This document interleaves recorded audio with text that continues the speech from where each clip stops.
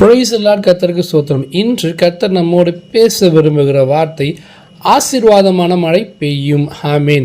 இஸ்ரவேலை ஆசீர்வதிப்பது கர்த்தருக்கு பிரியம் சொன்ன தேவன் ஆசீர்வாதத்தை உங்கள் மேலே உங்கள் வாழ்க்கையில் கர்த்தர் என்ன பண்ணுறாராம்? மழையை போல பொழிய செய்ய போகிறாரு.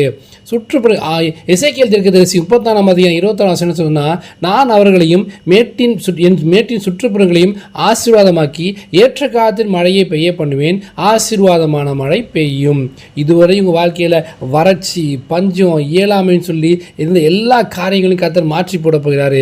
ஏற்ற காலத்தில் இதுவே ஏற்ற காலம். அறுக்க ஒரு காலம் உண்டு, சிரிக்க ஒரு காலம் உண்டு, அழ ஒரு காலம் உண்டு. வசனத்தின் பிரகாரமாக இந்த காலம் ஏற்ற காலம். ஏற்ற காலத்தில் உயர்த்தும்படி அவருடைய பலத்த கையில் அடங்கி வசனம் சொல்லிருக்காரு இல்லையா? ஏற்ற காலத்தில் ஆசீர்வாத மழை பெய்யுமா? உபாகம் 28 என்ன சொல்லுதுன்னா, ஏற்ற காலத்தில் அவங்க தேசத்து மழை பெய்யும், நீ கைடிசின் விலையெல்லாம் ஆசிர்வதிக்கும். கர்த்தர் இன்றைக்கு நம்ம தம்முடைய பொக்கிஷ சாலைக வானத்தை திறக்க போகிறாரு. அந்த ஆசீர்வாத மழை பெய்யும் போது வானத்தின் பொக்கிஷ சாலைக வானத்தை திறந்து உங்களை ஆசீர்வதிக்கும் போது என்ன பண்ணுவா? நீங்கள் அநேக ஜாதி கடன் கொடுப்பீங்க, நீங்களோ கடன் வாங்காதிருப்பீங்க. கர்த்தர் சொல்றாரு. அப்படிப்பட்ட ஆசீர்வாதம் சுற்றுப்புறம் உங்களை மட்டும் ஆசீர்வதிக்கலாம சுற்றுப்புறம் எங்கும் ஆசீர்வாத மழை பண்ணுவாருங்க.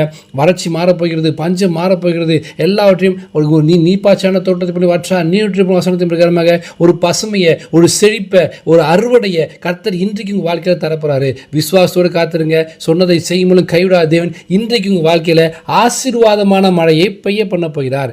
ஆமென். God bless you.